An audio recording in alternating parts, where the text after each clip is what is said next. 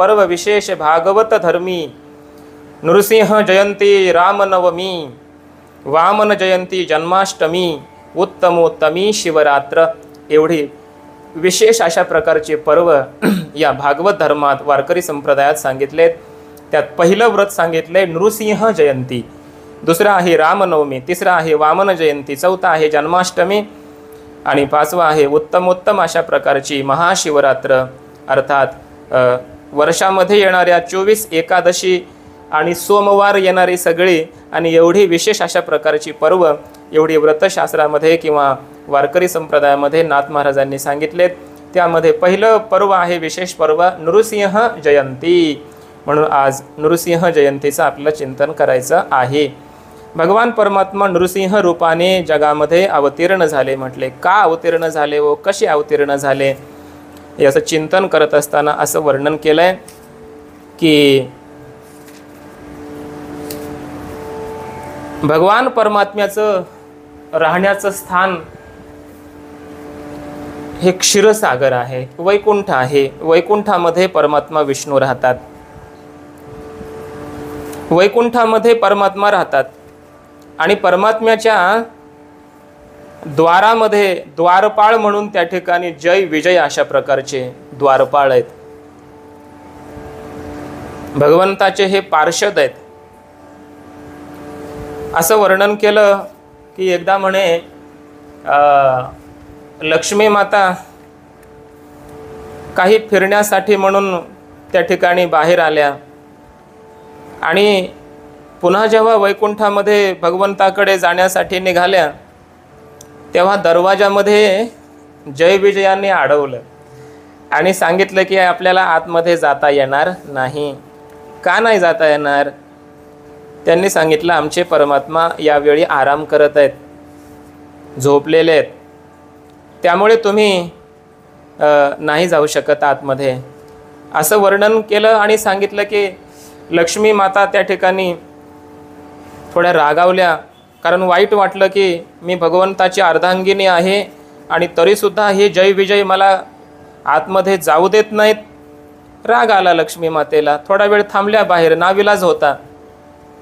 आणि जेव्हा परमात्मा उठले तेव्हा त्या ठिकाणी जेव्हा लक्ष्मी माता आतमध्ये गेल्या तेव्हा भगवंताकडे तक्रार करू लागल्या की तुमचे जे हे द्वारपाळ आहेत ना, द्वारपाळ जरा म्हटले त्यांना अहंकार झालेला आहे, उन्मत्त अशा प्रकारचे झालेले आहेत आणि त्यांना तुम्ही इथून हाकलून दिलं पाहिजे। लक्ष्मी मातेनं भगवंताने सांगितलं की हे बघ म्हटले आताच या ठिकाणी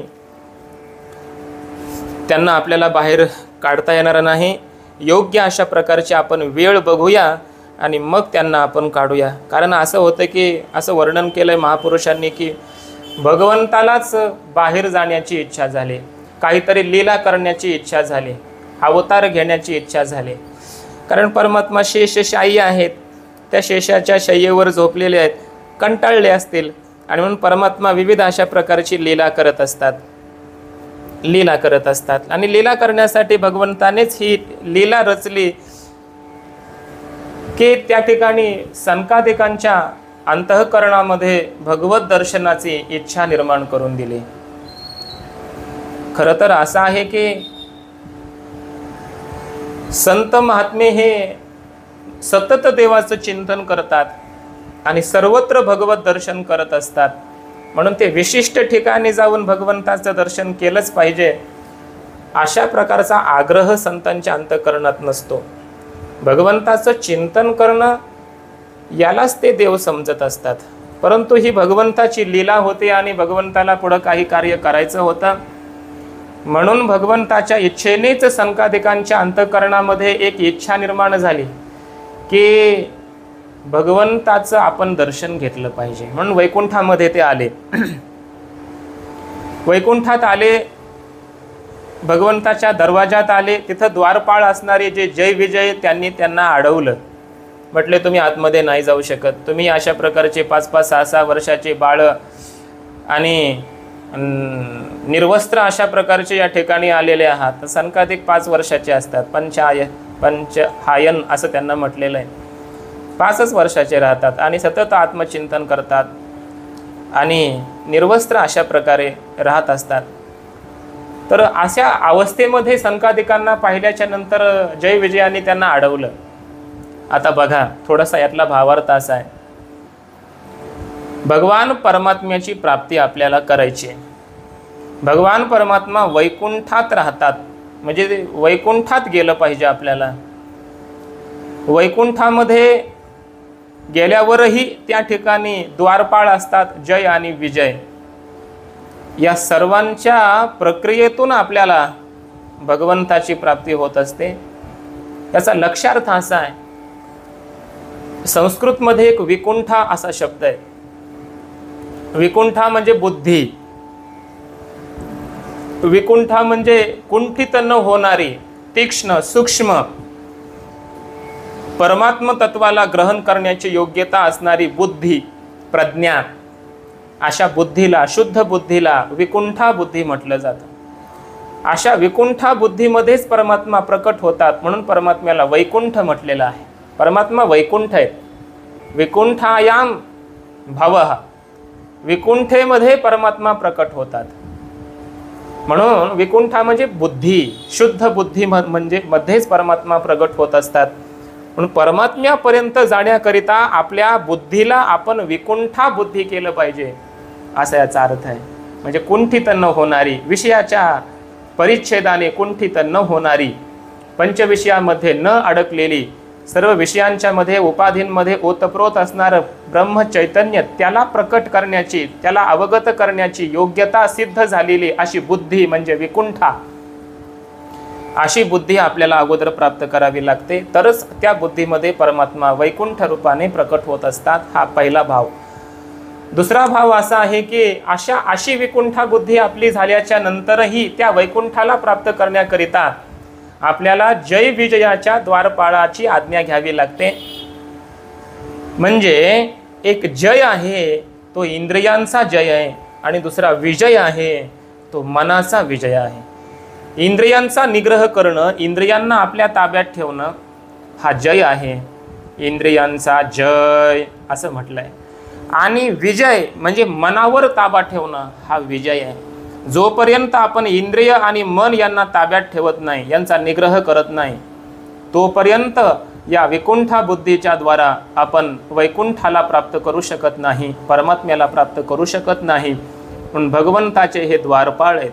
भगवंतापर्यंत जाण्यासाठी आपल्याला जय विजयाची आज्ञा घेऊन जावं लागेल. अर्थात इंद्रियांचा जय करावा लागेल, मनावर विजय मिळवावा लागेल, तरच परमात्म्यापर्यंत जाता येतं, असा याचा अर्थ आहे. सनकादिक हे संत आहेत.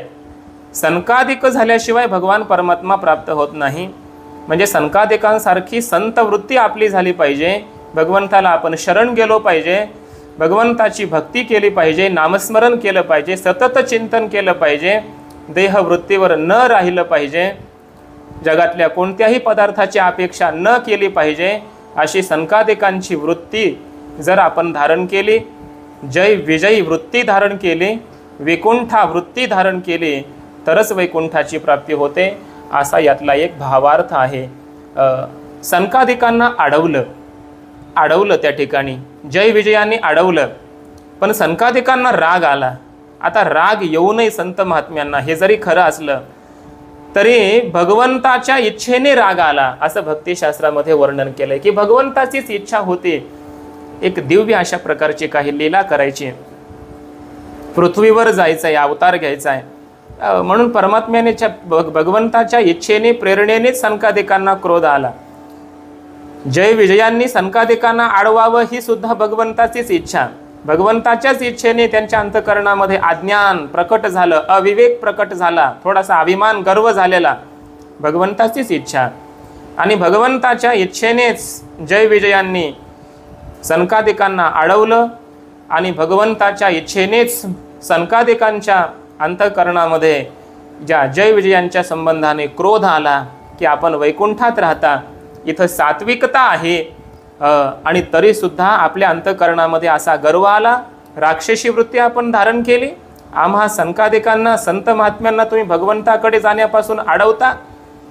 राग आला आणि सनकादिकांनी त्या ठिकाणी त्या जय विजयाला शाप दिला की तुम्हाला 3 जन्म राक्षसाची योनी प्राप्ती होईल, असुर म्हणून तुम्हाला जन्म घ्यावा लागेल, रजोगुणी तमोगुणी योनीला तुम्हाला जावं लागेल, अशा प्रकारचा शाप दिला. शेवटी त्यांना पश्चाताप झाला जय विजयांना. ते भगवंताकडे सर्वजण गेले असताना त्या ठिकाणी भगवंताचं दर्शन सनकादिकांनी केलं. सनकादिकांचा राग शांत झाला आणि मग भगवंताच्या इच्छेनेच त्या ठिकाणी सनकादिकांनी त्या जय विजयांना उशाप दिला की प्रत्येक त्या जन्मामध्ये भगवान परमात्मा अवतार घेतील आणि तुम्हाला तुमचा वध करून तुमचा उद्धार करतील आणि पुन्हा तुम्हाला या वैकुंठामध्ये यायला मिळेल, अशा प्रकारचा उशाप दिला. आणि मग तेच जय आणि विजय, तेच जय आणि विजय 3 जन्म असुर योनीला प्राप्त झाले. अर्थात कृतयुगामध्ये हिरण्याक्ष आणि हिरण्यकशिपू यांच्या रूपाने ते जय विजय होते. त्रेतायुगामध्ये रावण आणि कुंभकर्ण यांच्या रूपाने जय विजयांचाच त्या ठिकाणी तो जन्म होता. द्वापार युगामध्ये शिशुपाळ आणि दंतवक्त्र यांच्या रूपाने त्या जय विजयांनीच राक्षस वृत्तीमध्ये जन्म घेतलेला आहे. आणि प्रत्येक युगामध्ये या सर्वांचा दुष्टांचा संहार करून त्यांना पुन्हा आपलं वैकुंठ स्थान प्राप्त करून देण्याकरिता भगवान परमात्मा अवतरित झाले. मग कृतयुगामध्ये हिरण्याक्षाचा वध करण्यासाठी भगवान परमात्म्याने वराह अवतार घेतला. आपण आता ऐकून आलोय. वराह अवतार घेऊन हिरण्याक्षाचा वध केला. नृसिंह या रूपाने अवतार घेऊन हिरण्यकशिपूचा वध केला. कृतयुगामध्ये या दोघांचा वध करण्यासाठी भगवंताला 2 अवतार घ्यावे लागले. त्रेतायुगामध्ये रावण कुंभकर्णाचा वध करण्यासाठी प्रभू भगवंताने रामचंद्रांचा अवतार घेतला. द्वापार युगामध्ये शिशुपाल आणि दंतवक्त्र यांचा वध करण्यासाठी भगवान परमात्म्याने कृष्ण रूपाने अवतार घेतला असं वर्णन आहे. अर्थात कलियुगामध्ये मात्र या जय विजयांना आसुर रूपाने सुद्धा जन्म घेण्याची इच्छा झाली नाही. कदाचित मला असं वाटतंय की त्यांना आवश्यकता वाटली नसावी कलियुगामध्ये जन्म घ्यायची, असुर म्हणून यायची. कारण त्यांचं कार्य करण्यासाठी या कलियुगामध्ये मनुष्यच त्यांचं कार्य करतील असं कदाचित त्यांना वाटलेलं असावं. म्हणून त्यांनी सुद्धा या भयंकर अशा कराल विकराल कलियुगामध्ये जन्म घेतला नाही. 3 त्यांची जन्म झाली आणि 3ही जन्मामध्ये त्यांचा उद्धार करण्यासाठी भगवंताने अवतार घेतला असं याचं चिंतन आहे. अर्थात लक्ष्मी मातेची इच्छा पूर्ण करायची होते. जय विजयांना वैकुंठातून हाकलून द्यायचं होतं, पहिलं कारण. दुसरं कारण भगवंतालाच काही लीला करायची होते, दुसरं कारण. तिसरं कारण की भगवान परमात्मा हे सनकादी ऋषीमुनींचा किती मान सन्मान करतात आणि वारंवार भक्तांच्या संरक्षणासाठी कसा अवतार घेतात. म्हणून भक्त झालं पाहिजे हा भक्तांचा महिमा सिद्ध करण्यासाठी, प्रसिद्ध करण्यासाठी भगवान परमात्मा अवतार घेतात. हे पुढचं कारण. आणखी कारण आहे की वैकुंठामध्ये असणारे जय आणि विजय हे भगवंताचे पार्षद सुद्धा जेव्हा या अवनी तलावर राक्षस रूपाने अवतीर्ण होतात तेव्हा त्यांच्या ठिकाणी किती पराक्रम असतो, किती बल असतं, हेही भगवंताला सूचित करायचं असतं की वैकुंठामध्ये आलेला साधा पार्षद सुद्धा किती मोठा बलवान आहे, पराक्रम कर, देवतादिकांना सुद्धा आपल्या ताब्यात ठेवतो. अशा प्रकारचं बल या वैकुंठातील साध्या पार्षदांच्या द्वारपाळांच्या अंगामध्ये असतं. म्हणून वैकुंठाला जाण्यासाठी सर्व जीवांनी प्रयत्न केला पाहिजे, साधना केली पाहिजे. अशी अनेक कारणं भगवंताच्या अवताराची असतात. परमात्मा अवतरित होत असतात. ठरवलं भगवंताने अवतार घ्यायचा. आता हिरण्याक्ष आणि हिरण्यकशिपू या रूपाने जय विजयांचा पहिला जन्म झाला, कृतयुगामध्ये झाला. हिरण्याक्षाने पृथ्वी चोरली, रसातळाला नेली. भगवान ब्रह्मदेवाच्या नाकातून वराह रूपाने भगवान विष्णूंनी त्या ठिकाणी वराह अवतार घेतला आणि पृथ्वीची पुन्हा स्थापना केली. हा पहिला अवतार झाला. दुसरा अवतार आता नृसिंह अवतार आहे.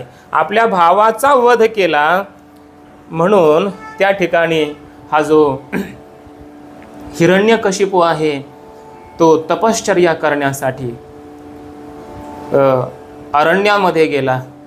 जेव्हा तो तपश्चर्या करण्यासाठी अरण्यामध्ये गेला तेव्हा त्याची पत्नी अर्थात कयादू माता ही प्रल्हादाचा गर्भ तिच्या उदरामध्ये होता, गर्भधारणा झालेली होती. आणि अशा वेळी जोपर्यंत हिरण्यकशिपू तपश्चर्या करतो आहे तोपर्यंत कयाधू माता नारद मुनींच्या आश्रमामध्ये राहत होती. त्या ठिकाणी असं वर्णन आहे की इंद्रादी देवता त्या ठिकाणी प्रकट झाल्या आणि कयाधू मातेला घेऊन अपहरण करण्यासाठी आल्या. तेव्हा नारद महर्षींनी त्यांना अडवलं, अरे एका स्त्रीचं अपहरण तुम्ही करता, तुम्ही देवता आहात, हिच्या उदरामध्ये एका महान भक्ताचा गर्भ आहे. देवतांनी सांगितलं म्हणूनच आम्ही हिला घेऊन जातोय, कारण हे राक्षस आहेत, हा जर मुलगा जन्माला आला तर पुन्हा आमच्यावर आक्रमण करील, म्हणून यांचा ह्या उदराचा गर्भ आम्ही या ठिकाणी नष्ट करणार आहे. त्या ठिकाणी नंतर नारद महर्षींनी सांगितलं की अरे असं करणं चुकीचं आहे. हिच्या उदरामध्ये जो गर्भ आहे तो राक्षसी कुलामध्ये जन्माला आलेला जरी असला तरी तो महान भगवत भक्त आहे, भगवान विष्णूंचा भक्त होणार आहे, या पृथ्वीचा भार तो नष्ट करणार आहे, पृथ्वीला आनंद देणारा अशा प्रकारचा अवतार भगवंतच त्या ठिकाणी भक्त रूपाने होणार आहे, तो तुम्हाला त्रास देणार नाही असं म्हटल्याच्या नंतर देवतांनी तिला सोडून दिला. असं वर्णन आहे की हिरण्यकशिपू लक्षावधी कोट्यवधी वर्ष तपश्चर्या करण्यासाठी त्या गेलेला, पण जोपर्यंत हिरण्यकशिपू आला नाही तोपर्यंत कयाधू माता ही नारदांच्या आश्रमातच राहिले आणि गरोदर अवस्थेतच राहिली. म्हणजे असं कसं होईल, इतके वर्ष पोटामध्ये गर्भ कसा राहील?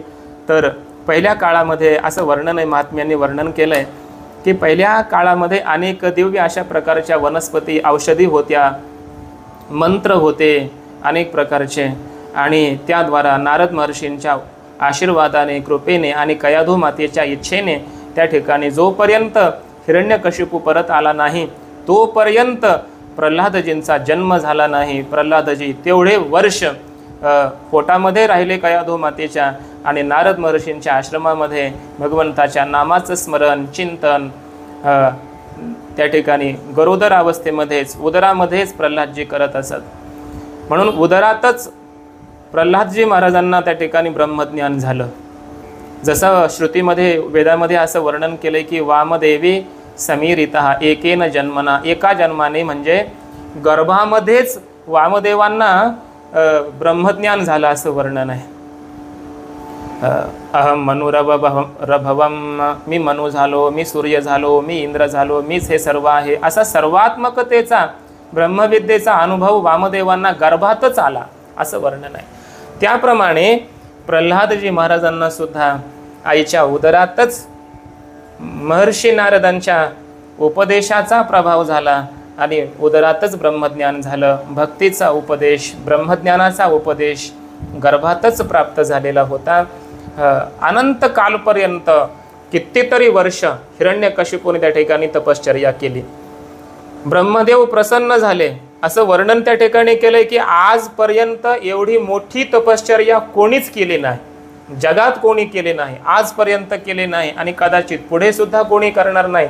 एवढी प्रदीर्घ कालपर्यंत तपश्चर्या. ब्रह्मदेव प्रसन्न झाले आणि म्हणाले, माग, तुला काय मागायचं आहे, तुला काय मागण्याची इच्छा आहे ते मागून घे, तुझी इच्छा मी पूर्ण करण्यासाठी आलोय.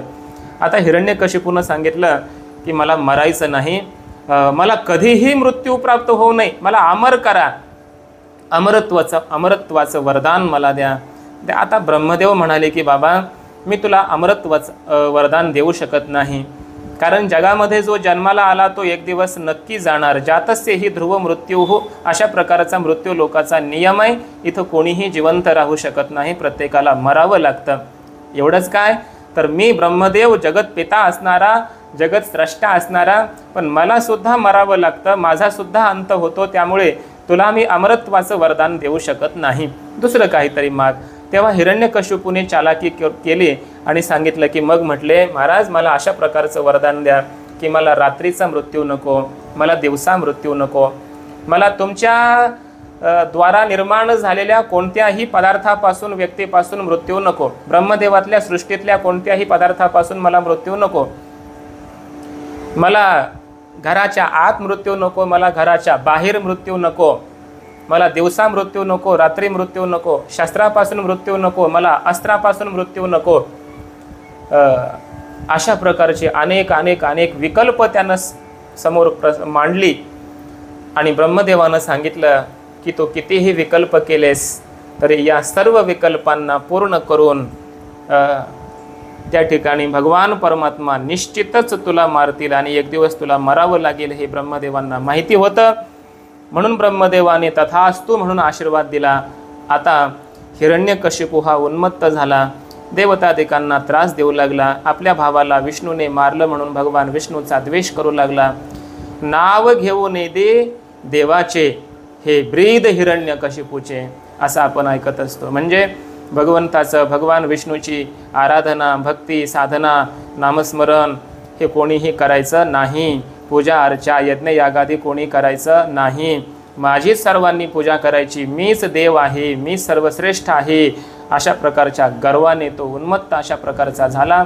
देवतादिकांना, भक्त लोकांना, सज्जनांना त्रास द्यायला लागला असं वर्णन आहे. हिरण्यकशिपू जेव्हा परत आपल्या राज्यामध्ये वरदान घेऊन आला, बलाढ्य होऊन आला, तेव्हा राज्यावर बसला, राजा झाला. त्या ठिकाणी नारद महर्षी आले आणि सांगितलं की तुझी पत्नी, तुला आठवण आहे का, तपश्चर्या करायला जाण्याच्या अगोदर तुझी पत्नी माझ्या आश्रमात येऊन राहिली, त्या पत्नीला तो आणलं पाहिजे. हिरण्यकशिपूला वाटलं की इतके वर्ष मी त्या ठिकाणी तपश्चर्या केली आहे आणि आतापर्यंत ती कशी काय जिवंत राहील. नारदांनी सांगितलं की भगवन नामचिंतन करत असताना तुझी पत्नी माझ्या आश्रमामध्ये आहे, तिच्या उदरामध्ये गर्भ आहे आणि तू सन्मानाने तिला इथं आणलं पाहिजे. हिरण्यकशिपू गेला, आपल्या पत्नीला आदराने सन्मानाने घेऊन आला आणि 9 मास पूर्ण झाल्याच्या नंतर तिथून पुढे मग भक्त प्रल्हादजींचा जन्म त्या ठिकाणी झाला. भक्त प्रल्हादजी अवतीर्ण झाले, संत रूपाने हा देवाचा अवतार झाला. आता ऐका, भक्त प्रल्हादांचं चरित्र हे दिव्य आहे, दिव्य विस्ताराने सांगण्यासारखं आहे, पण त्याचं विस्ताराने चिंतन आज आपल्याला करायचं नाही. क्रमाक्रमाने आपण हळूहळू नंतर याचं चिंतन आपण करणार आहोत. भक्त प्रल्हादजींच्या चरित्राचा विचार आपण विस्ताराने आणि व्यवस्थित हळूहळू नंतर कधीतरी करूया. पण सध्या आपण नृसिंह जयंतीच्या संबंधाने चिंतन करून आजचा विषय समाप्त करूया. उद्यापासून आपण भक्त प्रल्हादजींचं चरित्र काय आहे, कसं आहे ते आपण पाहण्याचा प्रयत्न करूया. प्रल्हादजी हळूहळू मोठे झाले. आता त्यांचं नावही प्रल्हाद. प्रल्हाद म्हणजे काय? प्रल्हाद याचा अर्थ होतो प्रकर्षेन लाहदः आल्हादः इति प्रल्हादः. प्रकर्ष अशा प्रकारचा आणि आसमंतात अशा प्रकारचा, लाहद म्हणजे आनंद, म्हणजेच परम आनंद, ब्रह्मानंद म्हणजेच प्रल्हाद असा अर्थ होतो. दुसरी व्युत्पत्ती होते प्रकर्षेन आल्हादयति सर्वं जगत इति प्रल्हादः. अर्थात संबंध विश्वाला, संपूर्ण जगाला आल्हाद देणारे त्यांना प्रल्हाद म्हटलं जातं. स्वतः आनंद रूप असून, परमानंद रूप असून जगताला हा परमानंद जे प्राप्त करून देतात त्यांना प्रल्हाद म्हटलं जातं. असं नाव आहे भक्त प्रल्हादजींचं. प्रल्हादजी हळूहळू जसे मोठे झाले, षंडामर्क नावाचे त्या ठिकाणी ब्राह्मण होते आणि त्यांना त्यांच्या शाळेमध्ये त्या ठिकाणी ठेवलेलं आहे. षंडामर्कांच्या शाळेमध्ये टाकले भक्त प्रल्हादजींना. आणि अर्थ, काम हे पुरुषार्थ कसे प्राप्त करावे, जारण, मारण, उच्चाटन, मायावी अशा प्रकारची विद्या कशी प्राप्त करावी हे सगळं ज्ञान त्या ठिकाणी आपल्या शिष्यांना, विद्यार्थ्यांना ते षंडामर्क देऊ लागले. असं हे ज्ञान देत असताना भक्त प्रल्हादजींच्या अंतःकरणामध्ये मात्र गर्भापासूनच हे नामस्मरण पडलं असल्यामुळे, हे नामस्मरणाचे संस्कार, भक्तीचे संस्कार असल्यामुळे भक्त प्रल्हादजी सतत भगवंताचं नामस्मरण करायचे, नामचिंतन करायचे, भगवंताचं ध्यान करायचे आणि त्या ठिकाणी त्या गुरूंच्या आश्रमामध्ये राहिले. ते शिक्षण देऊ लागले. षंडामर्कांनी असं त्यांना वाटलं की आता ह्या विद्यार्थ्यांचं अध्ययन झालेलं आहे, पण आपल्या पित्याकडे याला घेऊन जावं. म्हणून हिरण्यकशिपूकडे प्रल्हादजींना आणलं आणि प्रल्हादजींनी हिरण्यकशिपूला वंदन केलं असं वर्णन आहे. अभिवादनशीलस्य नित्यं वृद्धोपसेविनः. आपल्या मोठ्या व्यक्तींना आपण नमन केलं पाहिजे, वंदन केलं पाहिजे. म्हणे काय केलं पाहिजे? चत्वारी तस्य वर्धन्ते आयुर्विद्या यशोबलम. जो सतत नमस्कार करतो मोठ्या व्यक्तींना, त्याच्या 4 गोष्टी वाढतात. आयुष्य वाढतं, विद्या वाढते, यश वाढतं, बल वाढतं. मोठ्यांचा सन्मान केला पाहिजे. प्रल्हादजींना हिरण्यकशिपूने विचारलं. काय विचारले? पप्रच्छ कथ्यताम वत्स मन्यते साधु यद भवान. आपण योग्य काय मानता? तुझ्या अंतःकरणामध्ये आवडणारी गोष्ट कोणती ती तू मला सांग, असं विचारलं. आता तुला काय शिकवलंय हे नाही विचारलं. विचारलंय हे की तुला काय आवडतं, तुझ्या मनामध्ये तुला मान्य असणारी आवडणारी आनंदाची गोष्ट नेमकी काय आहे ते तू मला सांग. अशा प्रकारे जेव्हा हिरण्यकशिपूने आपल्या पुत्राला विचारलं, प्रेमाने विचारलं, तेव्हा प्रल्हादजी बोलू लागले. तत्साधु मन्ये असुरवर्य देहिनाम सदा समुद्विग्न धियाम असद्ग्रहात् हित्वात्मपातं गृहमन्धकूपं वनं गतो यद्धि रीमाश्रयेत यद हरिमाश्रयेत. प्रल्हादजी सांगू लागले, जगामध्ये लोक दुःखी का आहेत?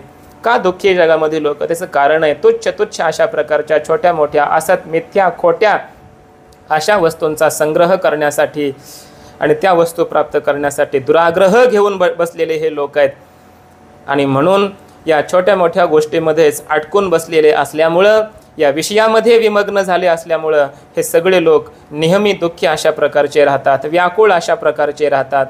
मग जगामध्ये खरं चांगलं बढिया जर काय असेल तर एकच आहे. तर मला असं वाटतंय की आपल्या सर्वांच्या हृदयामध्ये परिपूर्ण असणारा जो परमात्मा आहे, त्या परमात्म्याचा उदय झाला पाहिजे, त्या परमात्म्याचं आपल्याला दर्शन झालं पाहिजे, असं त्या ठिकाणी प्रल्हादजी म्हणू लागले. प्रल्हादजी असं चिंतन करू लागले, त्या परमात्म्याचं चिंतन केलं पाहिजे, त्याचं वर्णन केलं पाहिजे असं म्हणू लागले. म्हणे असं हिरण्यकशिपूने ऐकलं आणि हिरण्यकशिपू म्हणू लागले, अरे तुला नेमकं काय आवडतंय ते तू मला सांग, वेगळं काही सांगू नकोस, तुला जे आवडतंय ना ते तू मला सांग. असं जेव्हा म्हणाले त्यावेळेस त्या ठिकाणी प्रल्हादजी सांगू लागले, मला आवडणारी गोष्ट काय सांगू आणखी? श्रवणम कीर्तनम विष्णोः स्मरणम पादसेवनम अर्चनम वंदनम दास्यम सख्यमात्मनिवेदनम. विष्णोः श्रवणम कीर्तनम, भगवान विष्णूंचं कीर्तन करणं, श्रवण करणं, स्मरण करणं, त्यांच्या चरणाची सेवा करणं, अर्चना करणं, वंदन करणं, दास्य त्यांचं करणं, त्यांच्याशीच सख्य करणं, त्यांच्यासमोर आपलं आत्मनिवेदन करणं, ही नवविधा प्रकारची भक्ती आपण भगवान विष्णूंची केली पाहिजे. आणखी सांगू तेव्हा, अनादिमध्यांत मजम वृद्धी क्षयमच्युतम प्रणतोस्म्यंत संतानम सर्व कारण कारणम. अशा परमात्म्याला मी शरण आहे. प्रल्हादजी म्हणतात की ज्यांना न आदी आहे, त्यांना न मध्य आहे, त्यांना अंत नाही, त्यांना जन्म नाही, त्यांना वृद्धी नाही, त्यांना क्षय नाही, आपल्या स्वरूपापासून जे कधीही च्युत होत नाहीत, असे अच्युत असणारे भगवान परमेश्वर, महाप्रलयाच्या नंतर सुद्धा राहणारे, संपूर्ण कारणांचेही कारण असणारे परमेश्वर, अशा परमेश्वराला मी शरण आहे आणि त्यांना शरण जाणं हेच मला आवडतं. शास्ता विष्णु रशेषस्य जगतो यो हृदि स्थितः तमृते परमात्मानं तात कह केन शास्यते. हे तात, हे बाबा, आपल्या वडिलांशी प्रल्हादजी बोलतात की शास्ता विष्णू, या संबंध विश्व, हे जे दुनिया आहे, संपूर्ण जग आहे, या जगाचे शास्ता, शासक खऱ्या अर्थाने कोण असतील तर सर्वांच्या हृदयामध्ये असणारे परमात्मा विष्णू आहेत. आणि परमात्म्याला सोडून दुसरं कोणीही आपल्याला हे काही शिकवत नाही. हिरण्यकशिपू म्हणतोय की तुला हे शिकवलं कोणी, सांगितलं कोणी? तेव्हा तमृते परमात्मानं तात कह केन शास्यते. आपल्या सर्वांच्या हृदयामध्ये असणारा भगवान परमात्मा विष्णू आहेत आणि त्यांच्याशिवाय दुसरं कोण मला हे शिकवणार आहे? मला भगवान विष्णूंनी हे सारं काही शिकवलंय, असं त्या ठिकाणी प्रल्हादजी सांगू लागले. हिरण्यकशिपूला राग आला आणि म्हणू लागले हिरण्यकशिपू की हा भगवान विष्णूची भक्ती करणारा आहे, आपल्या कुळामध्ये हा आपल्या विरोधी अशा प्रकारचा जगणारा आहे, आपल्या कुळाचा कलंक, कुलकलंक अशा प्रकारचा आहे हा पुत्र, असं बोलू लागले. प्रल्हादजींचं चिंतन चालू आहे. यतः प्रधान पुरुषौ यतश्च एतच्चराचरं कारणं सकलस्यास्य स नो विष्णुः प्रसीदतु. प्रकृती आणि पुरुष हे ज्यांच्यामुळे या जिवंत आहेत, ज्यांच्यावर राहतात, ज्यांच्यापासून हे संपूर्ण चराचर विश्व उत्पन्न झालेलं आहे, संपूर्ण विश्वाचे जे जगत अजगताचे कारण आहेत, असे भगवान विष्णू माझ्यावर प्रसन्न होत, अशा प्रकारचं चिंतन भगवान विष्णूंचं ते करू लागले. असं म्हटल्यानंतर हिरण्यकशिपूला आणखी राग आला. सांगितलं आपल्या सेवकांना की शस्त्र अस्त्र घेऊन या, मारून टाका या मुलाला. आपल्या कुळासाठी हा कुलांगार अशा प्रकारचा आहे, नुकसान पोहोचवणारा अशा प्रकारचा आहे, या मुलाचा नाश करून टाका, मारून टाका या माझ्या मुलाला, अशा प्रकारचं म्हणू लागला. तेव्हा सर्व सैन्य त्या ठिकाणी शस्त्र अस्त्र घेऊन ते दैत्य तयार झाले आणि प्रल्हादजीला मारण्यासाठी प्रवृत्त झाले. प्रल्हादजी म्हणतात, विष्णु शस्त्रेषु युष्मासु मयि चासौ व्यवस्थितः दैतेयास्तेन सत्येन मा क्रमन्त्वायुधानि मे. शस्त्रेषु युष्मासु मयि च असौ व्यवस्थितः. असौ विष्णु, हा परमात्मा विष्णू सर्व शस्त्रांमध्ये ओतप्रोत आहे. तुमच्यामध्ये, माझ्यामध्ये, या सर्व जगतामध्ये परमात्मा विष्णू, विष्णुर्रू व्याप्तौ या धातूपासून विष्णू शब्द तयार झाला आहे. परमात्मा हा संपूर्ण जगतामध्ये, तुमच्या माझ्यामध्ये, सर्वांमध्ये आहे. म्हणून हे दैत्यांनो, मला मारण्यासाठी तुम्ही प्रवृत्त होऊ नका. का? परमात्मा सर्वांमध्ये आहे, माझ्यात आहे, तुमच्यात आहे, शास्त्रातही तोच आहे आणि परमात्मा कधीही आपली हानी करत नाही. म्हणून तुम्ही मला मारण्यासाठी प्रवृत्त होऊ नका, तुमचं काम यशस्वी होणार नाही, असं म्हणू लागले. त्यावेळेस हिरण्यकशिपूने सर्पांना आज्ञा दिली, कारण शस्त्रांचा प्रहार केला गेला परंतु प्रल्हादजींना काही झालं नाही. त्या ठिकाणी सर्पांना सुद्धा आज्ञा दिली हिरण्यकशिपूने. भो भो हो सर्पाः दुराचारम येनम अत्यंत दुर्मतिम विषज्वाला कुलैर्वक्त्रैः सद्यो नयत संक्षयम. सर्पांना आज्ञा दिली, सर्पांनो तुम्ही जा, दुराचारी असणाऱ्या, अत्यंत दुर्मती असणाऱ्या या प्रल्हादाचा तुम्ही नाश करा, संक्षय करून टाका याचा. विषज्वाला आकुलैः वक्त्रैः, विषाच्या ज्वाळा फेकणाऱ्या तुमच्या या फण्यातून तुम्ही विष सोडा आणि या प्रल्हादाला विषाच्या द्वारा मारून टाका. तक्ष, कुहक, मोठे मोठे साप त्या ठिकाणी ही आज्ञा घेऊन प्रल्हादजीला चावण्यासाठी, दंश करण्यासाठी धावले, परंतु प्रल्हादजींना काहीही झालं नाही. त्यांना स्पर्शसुद्धा करू शकले नाही. त्याचं कारण होतं नामाच्या चिंतने 12 वाटा पळती विघ्ने. नामस्मरण रात्रंदिवस सतत चालू होतं, भगवंताचं ध्यान चालू होतं. भगवान परमात्म्याने त्या ठिकाणी प्रल्हादजींचं संरक्षण केलं, असं वर्णन आहे. प्रल्हादजींना कड्यावरून खाली टाकण्यात आलं, उकळत्या तेलामध्ये टाकण्यात आलं, पुन्हा विषाचा प्रयोग करण्यात आला, हत्तीच्या पायाखाली देण्यात आलं, अनेक अशा प्रकारचे 13 प्रयोग केले, असं वर्णन आहे. हे सगळे प्रयोग केले प्रल्हादजींना मारण्यासाठी, परंतु भगवान परमात्म्याने प्रल्हादजींचं, आपल्या भक्ताचं संरक्षण केलं. आपल्या भक्ताला थोडासुद्धा त्रास आणि क्लेश होऊ दिला नाही आणि भगवंताने आपल्या भक्ताचं संरक्षण केलं. प्रल्हादजींनी मात्र शेवटपर्यंत आपल्या सवंगड्यांना सर्वांना आणि त्या हिरण्यकशिपूच्या नगरीमध्ये सर्वांना एकच उपदेश करावा. कौमार आचरेत प्राज्ञो धर्मान भागवतानिह दुर्लभम मानुषम जन्म तदप्य ध्रुवमर्थदम. कौमार म्हणजे कौमार अवस्थेमध्येच आपण भागवत धर्मांचं पालन केलं पाहिजे. हा मनुष्यजन्म दुर्लभ अशा प्रकारचा आहे आणि त्यामध्येही या जगामध्ये मनुष्य म्हणून जन्माला येऊन मोक्ष प्राप्त करणं हे अत्यंत कठीण आहे, दुर्लभ आहे. म्हणून या संप्रदायाचं, भागवत धर्माचं, भगवान विष्णूंनी सांगितलेल्या धर्माचं आपण पालन केलं पाहिजे, भगवंताची भक्ती आपण केली पाहिजे, अशा प्रकारचा उपदेश प्रल्हादजी देत होते. आता अनेक प्रकारचे प्रयत्न करून सुद्धा जेव्हा त्या ठिकाणी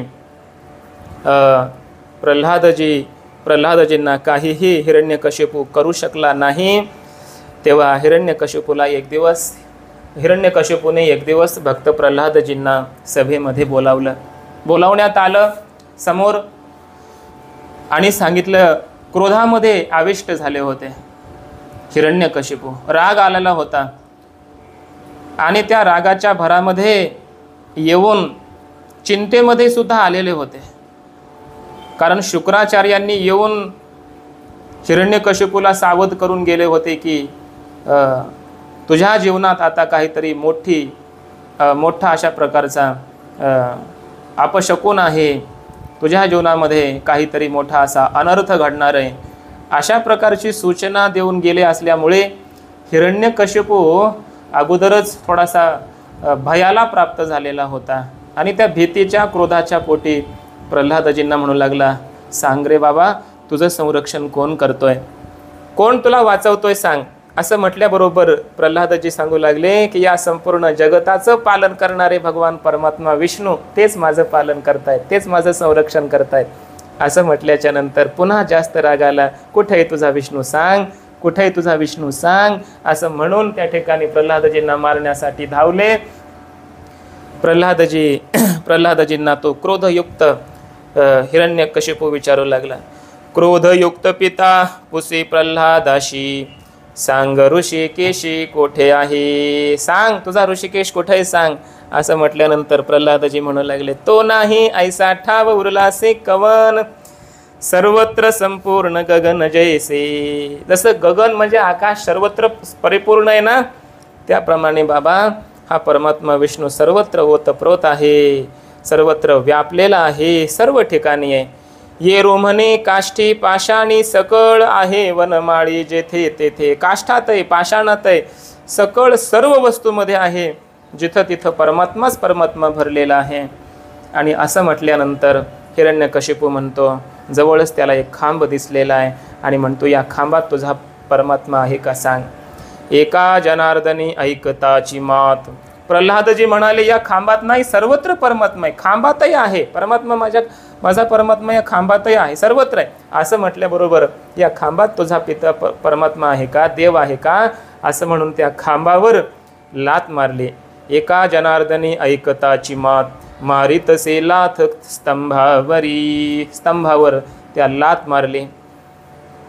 झालं काय, श्रीमद भागवतामध्ये असं वर्णन केलं. सत्यम विधातुम निजभृत्य भाषितम, व्याप्तिंच भूतेष्वखिलेषु चात्मनः, अदृश्यतात्यद्भुतरूपम उद्वहन् स्तंभे, सभायां न मृगम न मानुषम. सत्यम विधातुम निजभृत्य भाषितम. आपल्या भक्ताने जे काही भाकीत केलंय की या खांबातही परमात्मा आहे, या आपली भक्ताची प्रतिज्ञा सत्य करण्याकरिता सर्व प्राणीमात्रांमध्ये ओतप्रोत असणारे परमात्मा एक अद्भुत अशा प्रकारचं रूप दाखवते झाले आणि त्या स्तंभातून परमात्मा प्रकट झाले. सभेमध्ये असणारा तो खांब आणि त्या खांबातून परमात्मा असे प्रकट झाले की ते भगवंताचं रूप न मृगम, केवळ पशुचं नव्हतं, न मानुषम, ते केवळ मनुष्याचं नव्हतं, अर्ध पशु आणि अर्ध मनुष्य अशा स्वरूपाचं रूप भगवंताने धारण केलं. त्याला आपण नृसिंह असं म्हणतो. दुर्जन तो लाथ मारी खांबावरी, स्तंभी नरहरी प्रगटला. तो दुर्जन हिरण्यकशिपू खांबावर लात मारलेली आहे आणि स्तंभामध्ये परमात्मा नरहरी या रूपाने प्रकट झाले. हा केसरशी उडी घालोन या स्तंभ फोडी, 80 कृपावंत कोण माझे विठाई वाचून. प्रल्हादा कारणे स्तंभी अवतार केला, विदारुनी दैत्य प्रेम पान्हा पाजिला. असं वर्णन केलंय. परमात्मा त्या स्तंभातून प्रकट झाले आणि स्तंभातून नरहरी या रूपाने प्रकट झाले. शुष्क काष्ठी गुरगुरी लाज हरी न धरिता. आपल्या भक्ताचं संरक्षण करण्याकरिता स्तंभातून मी कसं प्रकट हो, एका स्तंभाला माझा पिता मी कसं करू, याची लाज भगवंताने धरली नाही. अर्ध मनुष्याचं अर्ध पशुचं असं रूप मी धारण कसं करू, विचित्र असणारं असं रूप मी कसं धारण करू, याची लाज परमात्मा धरत नाहीत. कारण भक्ता राखी पायापाशी, भक्तांचं संरक्षण करण्यासाठी परमात्मा सर्व प्रकारची ही लाज सोडून नरसिंह रूपाने अद्भुत रूपाने परमात्मा प्रकट झाले स्तंभातून. क्रोधाने नेत्र अत्यंत लाल बुंद अशा प्रकारची झालेली आणि हिरण्यकशिपूला मारण्यासाठी त्या ठिकाणी परमात्मा धावले.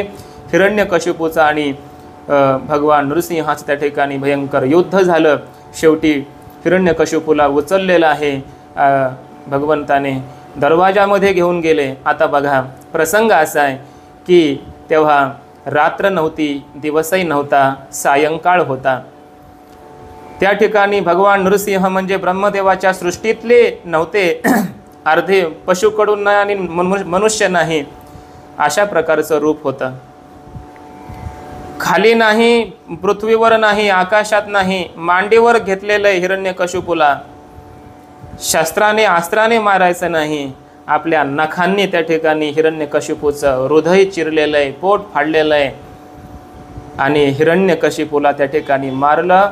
हिरण्यकशिपू चतुर होता, परंतु चतुरातु शिरोमणी असे परमात्मा नरसिंह रूपाने प्रकट होऊन भगवंताने ब्रह्मदेवाने दिलेल्या सर्व वरदानांचंही पालन करीत हिरण्यकशिपूचा वध त्या ठिकाणी केला. तो आजचा दिवस आहे. हिरण्यकशिपूला उचललं आणि टाकून दिलं, नाश केला, वध केला आणि परमात्मा स्वतः जाऊन त्या हिरण्यकशिपूच्या सिंहासनावर जाऊन बसले असं वर्णन आहे. का सिंहासनावर बसले याचा भाव काढताना महापुरुषांनी अखंडानंद स्वामीजींनी असं म्हटलंय की आता यानंतर प्रल्हादजी राजा होणार होते आणि हिरण्यकशिपू हा दुर्जन होता. त्या दुर्जनाच्या गादीवरचे ते संस्कार भक्ताच्या अंतःकरणात जाऊ नयेत म्हणून या गादीला आता पवित्र केलं पाहिजे, या सिंहासनाला पवित्र केलं पाहिजे, म्हणून त्याला प्रसाद बनवलं पाहिजे. म्हणून त्या सिंहासनावर त्या ठिकाणी परमात्मा जाऊन बसलेत आणि त्या सिंहासनाला पवित्र बनवलं आणि नंतर त्या गादीवर राजा म्हणून प्रल्हादजींना बसवलंय. आता ही गादी जी आहे ती हिरण्यकशिपूची नाही, आता ही गादी भगवंताची आहे, भगवंताचा प्रसाद म्हणून आता झालेली आहे, ती प्रल्हादजींना द्यायची आहे. या कारणाने त्या ठिकाणी स्वतः परमात्मा अगोदर जाऊन त्या गादीवर बसले असं चिंतन केलं आहे. पुढेही काही वर्णन केलेलं आहे की भगवान परमात्मा रागाने लाल झालेत, भगवंताचा क्रोध शांत व्हायला तयार नाही. ह्या पंचमहाभूतांमध्ये सुद्धा विकृती यायला लागली, समुद्राच्या लाटा उसळायला लागल्या, हवा इकडं तिकडं धावायला लागली, पृथ्वीवर आक्रांत अशा प्रकारचा झाला. भगवंताचा क्रोध काही शांत होईना. ब्रह्मदेव आले, भगवान शंकर आले, त्या ठिकाणी लक्ष्मी माता स्वतः आली, सगळे ऋषी मुनी देवी देवता यक्ष राक्षस किन्नर सगळे त्या ठिकाणी भगवंताची स्तुती करू लागले, पण भगवंताचा राग काही शांत झाला नाही. शेवटी ब्रह्मदेवाने सांगितलं प्रल्हादजींना की बाबा तुझ्यासाठी भगवंताने हा अवतार घेतला आहे, तुला समोर गेल्याशिवाय आता हा परमात्मा शांत होणार नाही असं सांगितल्याच्या नंतर प्रल्हादजी वाटच बघून होते, माझ्या देवाच्या जवळ मला कधी जायला मिळेल. कोणत्याही प्रकारचं भय अंतःकरणामध्ये न ठेवता त्या ठिकाणी प्रल्हादजी त्या नृसिंह भगवंताच्या जवळ गेले, चरणावर साष्टांग दंडवत अशा प्रकारचा घातलेला आहे आणि भगवंता माझ्यासाठी तुम्ही अवतार धारण केला आहे, माझ्यासाठी तुम्हाला कष्ट पडले, आम्हाला क्षमा करा, आम्हाला तुमच्या चरणाजवळ राखा अशा प्रकारची प्रार्थना करू लागले, भगवंताचं वंदन करू लागले. तेव्हा भक्त प्रल्हादजींना उचलून घेतला कडीयेवरी, भक्त सुखी निवाला नाम प्रल्हाद उच्चारी, उचलून घेतला तया सोडवी नरहरी. नरहरी भगवंताने त्यांना उचललं, आपल्या मांडीवर घेतलं आणि जशी गाय आपल्या वासराला अत्यंत प्रेमाने चाटते तसं भगवान परमात्मा नरसिंह त्या ठिकाणी भक्त प्रल्हादजींना आपल्या मांडीवर घेतात आणि प्रेमाने आईच्या अंतःकरणाने प्रेमाने चाटायला लागले असं वर्णन आहे. कुरवाळायला लागले आपल्या लेकराला, आपल्या भक्ताला आणि अत्यंत राग जो होता तो शांत झाला अशा प्रकारचं वर्णन आहे. आणि त्याच ठिकाणी ते जे राजसिंहासन आहे त्या राजसिंहासनावर भक्त प्रल्हादजींना बसवलं आणि नृसिंह भगवंताने आपलं अवतार कार्य संपवलं असं वर्णन आहे. तो दिवस जो होता तो आजचा दिवस आहे. म्हणजे आज वैशाख शुक्ल पक्ष चतुर्दशी आज नृसिंह जयंती या रूपाने भगवान परमात्म्याने अवतार घेतला, आपल्या भक्ताचं संरक्षण केलं, अधर्माचा नाश केला, धर्माची संस्थापना केली, राक्षसांचा वध केला आणि आपल्या भक्ताला त्या राजसिंहासनावर बसवलं. असं वर्णन आहे की परमात्मा प्रल्हादजींना म्हणू लागले, काहीतरी माग, काहीतरी माग. प्रल्हादजी म्हणतात, देवा जर मी तुमच्याकडे मागितलं तर भक्ती हा एक प्रकारचा व्यापार होईल आणि मी व्यापारी बनेल. मला व्यापारी नाही व्हायचा. न स भृत्य हा सवय वणिक असं म्हटलंय. तो भृत्य सेवक भक्त नाही व्हायचा. जर काही मागितलं देवाकडे तर तो एक प्रकारचा व्यापारी होईल. म्हणून मी तुला मागणार नाही देवा, काही मला काही इच्छा नाही मागायची असं म्हटलंय. काहीतरी माग, काहीतरी माग, माझी इच्छा पूर्ण कर. तेव्हा प्रल्हादजी म्हणतात, मला काहीच मागण्याची इच्छाच कधी होऊ नये, हेच मला दे असं मागितलंय. शेवटी भगवंताची इच्छा म्हणून श्रीमद भागवतात वर्णन नाही, पण विष्णू पुराणामध्ये असं वर्णन आहे की प्रल्हादजी म्हणतात की भगवंता तुला द्यायचंच असेल तर एक गोष्ट दे. काय दे? ज्याप्रमाणे विषयासक्त पुरुषांची आसक्ती विषयांच्याच ठिकाणी असते, काही झालं तरी ते विषयच सेवन करावेत अशी ज्याप्रमाणे आसक्ती एखाद्या आसक्त पुरुषांच्या अंतःकरणामध्ये असते, तेवढी आसक्ती माझी तुझ्याविषयी असू दे. तुझ्याविषयी असू दे, तुझ्या चरणाची आसक्ती असू दे, तुझ्या भक्तीची, तुझ्या नामाची आसक्ती, तुझ्या गुणांची आसक्ती, तुझ्या लीलेची आसक्ती, लीलासक्ती, गुणासक्ती, रूपासक्ती, नामासक्ती ही आमच्या अंतःकरणामध्ये राहू दे. अशा प्रकारची मागणी त्या ठिकाणी भक्त प्रल्हादजींनी केली असं विष्णू पुराणामध्ये मात्र वर्णन आलेलं आहे.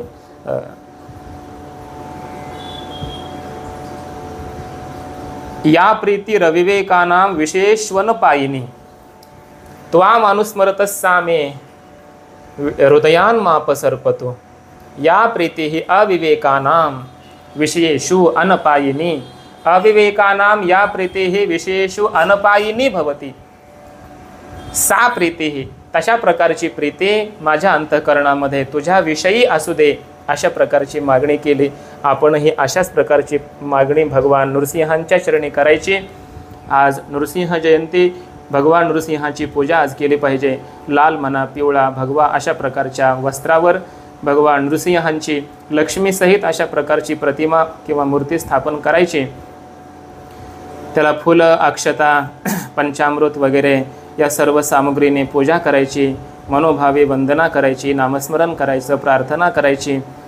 जर ही पूजा आपण आजच्या दिवशी केली आणि एकादशीप्रमाणे जर आजचा आपण उपवास केला नृसिंह जयंतीचा, तर असं वर्णन केलं आहे की जसं भक्त प्रल्हादाला अनेक संकटामध्ये परमात्म्याने वाचवलं, तसे आपल्यालाही कोणतंही संकट पडलं तर संकटामध्ये परमात्मा वाचवायला येतात, आपल्याला तारतात, आपला उद्धार करतात, आपल्याला बल देतात, शौर्य देतात, धैर्य देतात, भक्ती देतात, प्रेम देतात.